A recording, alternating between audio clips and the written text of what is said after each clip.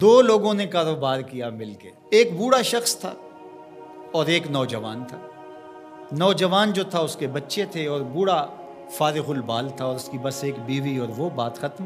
آج کل تو جو معاشیات کے ماہرین ہیں وہ سبق یہ دیتے ہیں کہ کسی سے مل کے کاروبار نہ کرنا، تھوڑا کر لینا، مل کے نہ کرنا۔ لیکن ایک زمانہ تھا کہ مل کے کاروبار کیے جاتے تھے اور برکت بھی ہوتی تھی۔ کاروبار انہوں نے کیا کھیتی باڑی کا۔ تو جب کھیتی پک گئی اور اناج کے ڈھیر لگ گئے تو اناج کو دو برابر حصوں میں تقسیم کر لیا اور کہا کہ ایسا کرتے ہیں کہ ایک مرتبہ اپنے اناج سے کچھ گندم اٹھا کر کے آپ گھر پھینک آئیں اور میں یہاں پہرا دوں، اور پھر میری باری ہو میں پھینک آؤں اور آپ پہرا دیں۔ تو باری باری ہم یوں اپنا اپنا حصہ اپنے گھر تک منتقل کر دیں۔ عدل کے تقاضوں کے مطابق دو برابر حصوں کے اندر یہ ہے عدل، تقسیم کر دیا گیا۔ اب احسان کا رنگ دیکھیے۔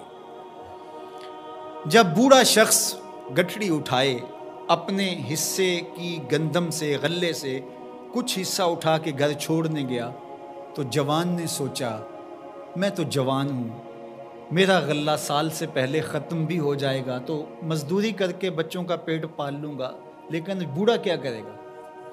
اس نے اپنے حصے سے تھوڑا سا حصہ اس کی جانب اور کر دیا۔ یہ ہے احساس، یہ ہے احسان۔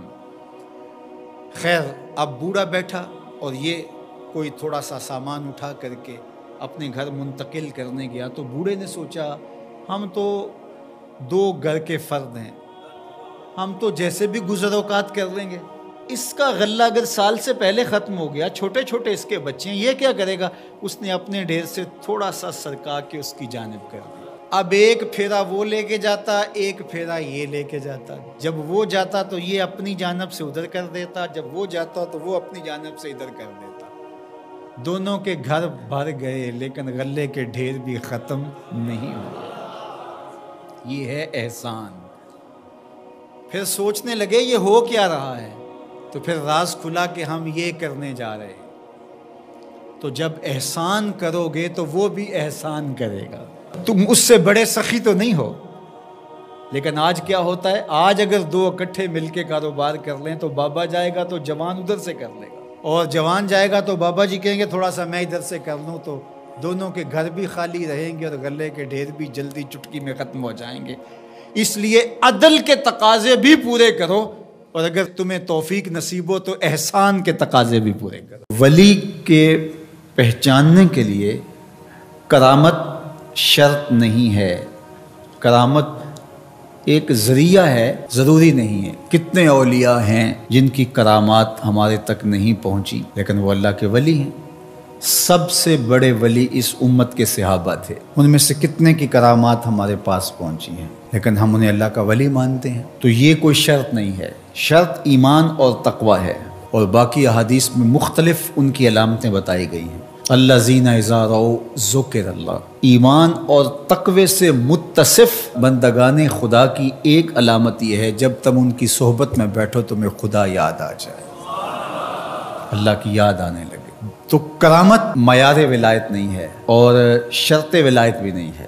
تھوک کے حساب سے مارکیٹ میں بہت سارے لوگوں کی جعلی کرامات موجود ہیں، تو اولیاء کے لیے ہم عقیدت اور محبت کے جذبات رکھتے ہیں، تو پھر مارکیٹ میں 2 نمبر بھی اس کا آئے گا۔ اور ہمیں پتہ ہے غذائی اجناس سے لے کر کے ادویات تک اور دیگر ضروریات زندگی تک کہ اصل کیا ہے اور نقل کیا ہے، تو ہمیں اس میں بھی غور و فکر کرنا چاہیے کہ اصل کیا ہے اور نقل کیا ہے، نہ یہ کہ ہم چند بدطینت لوگوں کی وجہ سے حقیقت کا انکار کر دیں۔ تو آج بھی کچھ لوگ ہیں جو کہتے ہیں جی چھوڑو ہم نہیں مانتے کرامتوں شرامتوں کو، اس طرح کے لفظ بولتے ہیں، جبکہ کرامت کا من حیث الکرامت انکار کفر ہے۔ اگر کوئی کہے میں کرامت کو ہی نہیں مانتا تو یہ کفر ہے۔ وہ کرامتیں جن کا بیان قرآن مجید میں موجود ہے، جس طرح آصف بن برخیہ کا تخت بلقیس لانا، حضرت مریم سلام اللہ علیہا کے حجرے میں بے موسم پھلوں کا آنا، اصحاب کہف کا 300 سے زائد سال کا عرصہ سوئے رہنا کھائے پیے بغیر، اور رب ان کی کروٹیں بھی بدلتا رہا، یہ قرآن میں مذکور ہے۔ تو اس کا انکار بھی کفر ہے، قرآن کا انکار لازم آتا ہے۔ اگر کسی کرامت کا بیان حدیث متواتر میں ہو تو اس کا انکار بھی کفر ہے، لیکن ایسی کوئی کرامت نہیں جس کا ذکر حدیث متواتر میں ہو۔ البتہ احادیث مشہورہ اور احادیث احاد میں کرامات کا بیان موجود ہے، تو ان کا انکار بھی گمراہی ہے۔ جس طرح وہ 3 لوگ جو غار میں پھنس گئے تھے، انہوں نے پھر دعائیں کی اور پتھر ہٹا۔ جریج کا واقعہ موجود ہے، صحابہ کی کرامات موجود ہیں، حضرت عمر کے رکے سے دریائے نیل کا چلنا، اس طرح جو مسلمہ بزرگ ہیں ان کی کرامات کا انکار کرنا محرومی ہے۔ لیکن یہ بات بھی ذہن میں رکھے کہ کرامت اللہ کی طرف سے بندے کو دی جانے والی ایک عزت ہے، لیکن ولی کی زندگی کا مقصود رضائے الہی کی طلب ہے، کرامتوں کی طلب نہیں۔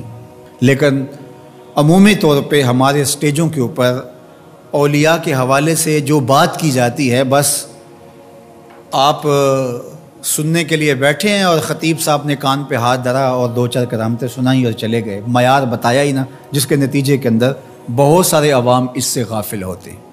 میں اللہ کا شکر ادا کرتا ہوں کہ ہم نے ہمیشہ اس بات کا التزام کیا ہے کہ لوگوں کے سامنے پوری تصویر رکھیں، کیونکہ مجھے اس بات کا احساس ہے کہ آپ لوگ کتنی محنت کر کے کہاں کہاں سے چل کے آتے ہیں۔ پورے پاکستان میں بلکہ پوری دنیا میں ہم جہاں گئے ہیں، ہمارے سامنے جو لوگ آ کے بیٹھتے ہیں زیادہ تر طبقہ باشعور لوگوں کا ہوتا ہے، تو پھر ہماری ذمہ داریاں اور زیادہ بڑھ جاتی ہیں کہ ہم جو ہے وہ ان کے سامنے وہ بات کریں جو بات کرنی چاہیے۔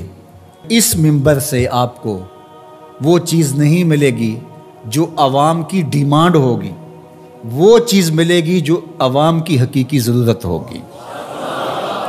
اس پر میں بھی اللہ کا شکر ادا کرتا ہوں، اس پر آپ کو بھی اللہ کا شکر ادا کرنا چاہیے، اور نہ یہ کہ کچھ 2 نمبر لوگوں کے رد عمل میں ہم حقیقت کا انکار کر دیں، جس طرح معتزلہ کر رہے ہیں، اور ایک طبقہ وہ ہے جو رتب و یابس کو قبول کر رہا ہے، اور آپ نے ایسے شخص، ایسے لوگ کہ جو اچھے انسان بھی نہیں ہیں، لوگوں کو دیکھا ہے کہ ان کو ولی مان رہے ہیں اور ان سے اپنی حاجتیں طلب کر رہے ہیں، ان کو ہادی مان رہے ہیں، مرشد مان رہے ہیں۔ وہ شخص جو خود آشنا بھی نہیں ہے، وہ تمہیں منزل آشنا کیسے کرے گا؟ میں کتنے لوگوں کو جانتا ہوں جن کو فہم دین ہی میسر نہیں ہے۔ یہ میں ان لوگوں کی بات نہیں کر رہا جو منہ دراز ہیں اور بالکل ننگ دھڑنگ ہیں، ان کی بات نہیں کر رہا، جو بظاہر حلیے میں بھی ہیں، ان کا فہم دین ہی ناقص ہے۔ کتنے ایسے علماء کو جانتا ہوں ان کی توحید کا تصور ناقص ہے، تو یہ بدبختی ہوتی ہے۔ اب وہ کیا کسی کی رہنمائی کریں گے؟ جو خود ڈوب رہا ہے وہ کسی کا ہاتھ کیسے پکڑے گا؟